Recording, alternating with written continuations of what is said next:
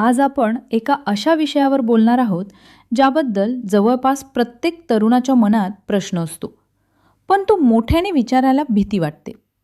रोज हस्तमैथून केल्याने नेमकं काय होतं? शरीर कमकुवत होतं का? चेहरा उतरतो का? केस गळतात का?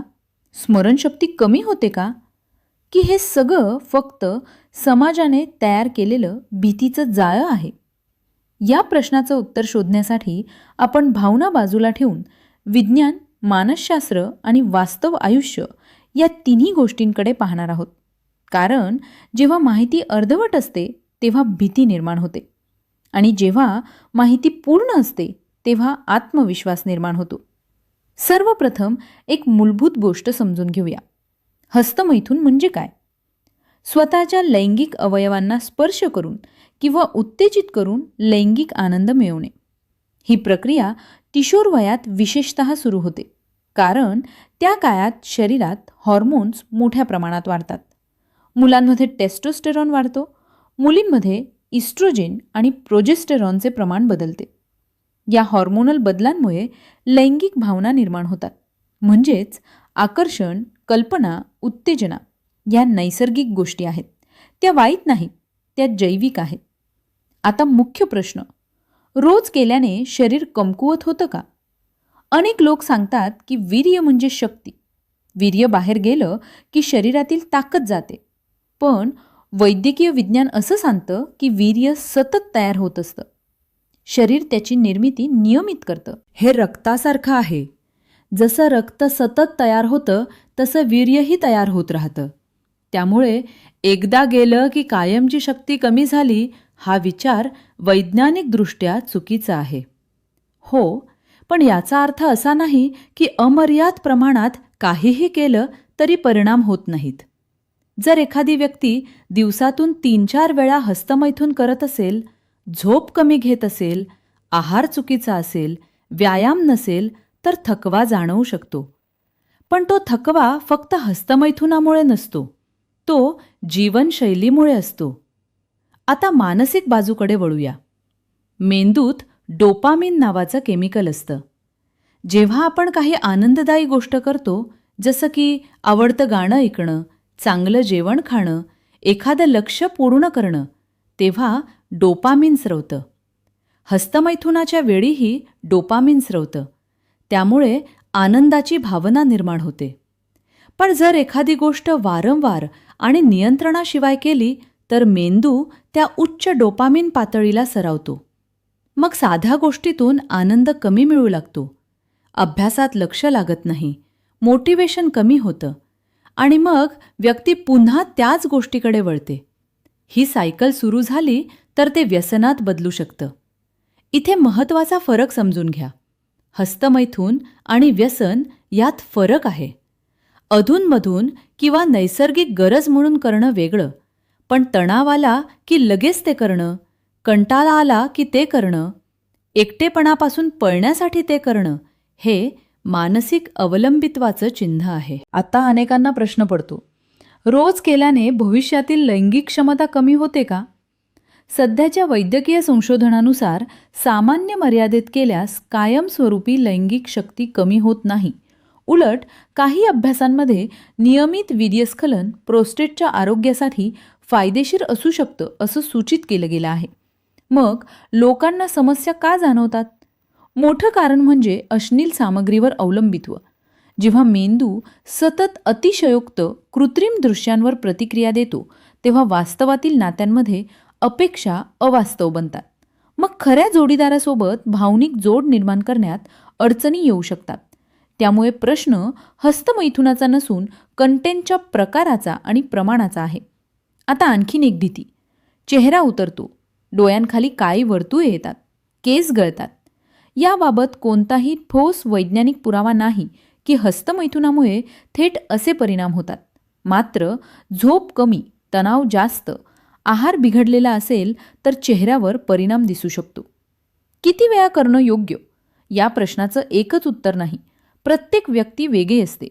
जर तुमच्या दैनंदिन जीवनावर, कामावर, अभ्यासावर, नात्यांवर परिणाम होत नसेल, अपराधी भावना सतत येत नसतील आणि तुम्ही नियंत्रणात असाल तर ते सामान्य श्रेणीत येऊ शकतं. पण जर तुम्हाला वाटत असेल की तुम्ही थांबवू शकत नाही, कमी करू शकत नाही, वेळ वाया जातो आहे, सामाजिक आयुष्य कमी होतंय, तर ते लक्ष देण्यासारखं आहे. अशावेळी सवय कमी करण्यासाठी काही उपाय उपयोगी पडतात. नियमित व्यायाम, सकाळी लवकर उठणं, मोबाईल वापरावर मर्यादा, रात्री एकटे पडून स्क्रीन स्क्रोलिंग टाळणं, नवीन छंद सुरू करणं. आणखीन एक महत्त्वाची गोष्ट, अपराधीपणा. आपल्या समाजात या विषयावर उघड चर्चा नसल्यामुळे अनेकांना वाटतं की ते काहीतरी चुकीचं करत आहेत. हा अपराधीपणा स्वतःमध्ये मानसिक तणाव निर्माण करतो. त्यामुळे आधी माहिती योग्य असणं गरजेचं आहे. रोज हस्तमैथून करणं आपोआप वाईट नाही, पण का करत आहोत हे विचारणं महत्त्वाचं आहे. नैसर्गिक लैंगिक भावना म्हणून की पळवाट म्हणून? जर कारण पळवाट असेल तर मूळ समस्या, तणाव, एकटेपणा, कंटाळा त्यावर काम करणं जास्त गरजेचं आहे. शेवटी एक संतुलित निष्कर्ष, मानवी शरीर आणि मन दोन्ही संतुलनावर चालतात. अतिरेक कोणत्याही गोष्टीचा चांगला नसतो. मग तो अन्नाचा असो, मोबाईलचा असो, कामाचा असो किंवा लैंगिक सवयींचा असो. योग्य माहिती, आत्मनियंत्रण आणि आरोग्यदायी जीवनशैली असेल तर भीतीची गरज नाही. प्रश्न हा नाही की रोज करणं योग्य की अयोग्य. प्रश्न हा आहे की तुम्ही तुमच्या सवयींवर नियंत्रण ठेवता आहात का? जर उत्तर हो असेल तर तुम्ही सुरक्षित आहात. जर उत्तर नाही असेल तर बदलाची वेळ आली आहे. आता शेवटी एक महत्त्वाचा मुद्दा समजून घेऊया. रोज हस्तमैथून करणे ही गोष्ट स्वतःमध्ये चांगली किंवा वाईट नाही. प्रश्न इतकाच आहे की ते तुमच्या आयुष्यावर नियंत्रण ठेवतंय का की तुम्ही त्यावर? जर एखादी सवय तुमच्या आरोग्याला, अभ्यासाला, कामाला किंवा नातेसंबंधांना प्रभावित करत नसेल तर ती नैसर्गिक मर्यादेत असू शकते.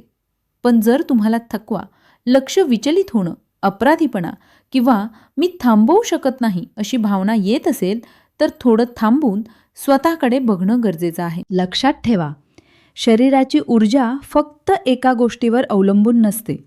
योग्य झोप, संतुलित आहार, नियमित व्यायाम आणि मानसिक शांती हेच खरे ऊर्जा वाढवणारे घटक आहेत. अनेकदा लोक सवयीला दोष देतात, पण मूळ कारण असतं अनियमित जीवनशैली. त्यामुळे जर तुम्हाला स्वतःमध्ये बदल हवा असेल तर सवय दाबण्यापेक्षा संपूर्ण दिनचर्या सुधारण्यावर लक्ष केंद्रित करा.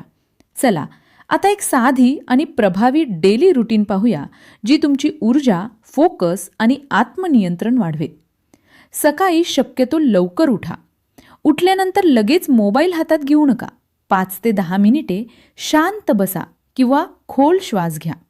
त्यानंतर हलका व्यायाम किंवा 20 ते 30 मिनिटे वॉक करा. व्यायामामुळे शरीरात नैसर्गिकरित्या एंडोर्फिन आणि डोपामिन स्रवतात, ज्यामुळे अनावश्यक उत्तेजना कमी होते. दिवसभर स्वतःला व्यस्त ठेवा. अभ्यास, काम, नवीन कौशल्य शिकणं किंवा एखादा छंद जोपासणं मेंदूला सकारात्मक काम द्या. रिकामा वेळ हीच अनेक सवयींची सुरुवात असते. पाणी भरपूर प्या आणि जंक फूड कमी करा, कारण जड आणि तेलकट आहारामुळे सुस्ती येते. संध्याकाळी पुन्हा हलकी शारीरिक हालचाल करा. रात्री झोपण्याच्या किमान 1 तास आधी स्क्रीन टाईम कमी करा. एकटे अंधारात मोबाईल स्क्रोल करणं टाळा. झोपेची वेळ निश्चित ठेवा आणि 7 ते 8 तासाची पूर्ण झोप घ्या. चांगली झोप ही हार्मोन बॅलन्ससाठी अत्यंत महत्त्वाची आहे. सगळ्यात महत्त्वाचं म्हणजे स्वतःवर राग करू नका. बदल हळूहळू होतो. एकदम परिपूर्ण होण्याचा प्रयत्न करू नका. सातत्य ठेवा. ज्या दिवशी चूक झाली तरी स्वतःला दोष देऊ नका. पुढच्या दिवशी पुन्हा ट्रॅकवर या. शेवटी माहितीचं शस्त्र तुमच्या हातात आहे. भीतीने नाही तर समजुतीने निर्णय घ्या. तुमचं शरीर तुमचं आहे. तुमचं आयुष्य तुमचं आहे. त्यावर नियंत्रण ठेवा.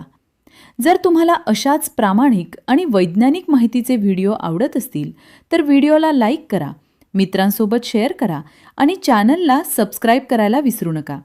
पुढच्या व्हिडिओमध्ये पुन्हा भेटूया. तोपर्यंत स्वतःची काळजी घ्या आणि सकारात्मक रहा.